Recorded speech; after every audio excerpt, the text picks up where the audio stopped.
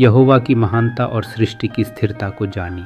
पृथ्वी के गहरे स्थानों में यहोवा परमेश्वर की अद्भुत शक्ति अपने आप में बसी है।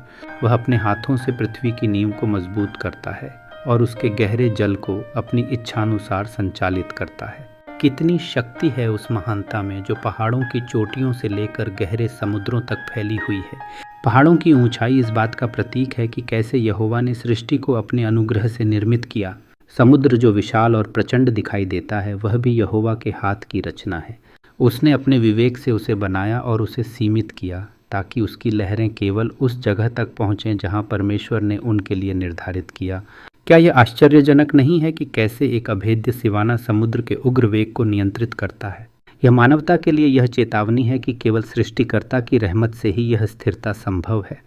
यहोवा ने जिस प्रकार से समुद्र और भूमि को सदा सर्वदा की ठोसता दी है, उस प्रकार से वह अपनी सृष्टि के विध्वंस को रोकता है। जब समुद्र गर्भ से फूटता है तब उसकी घुड़की और गरजने से उसे रोका जाता है। यह केवल एक अलौकिक शक्ति का काम है कि कैसे वह जल को नियंत्रित कर सकता है और सामर्थ्य के साथ उस पर एक सीमा निर्धारित करता है। यह धारणा हमें यह बताती है कि जब समस्याएं उभरती हैं तब भी इस सृष्टि का नियंत्रण केवल एक परमेश्वर के हाथों में है।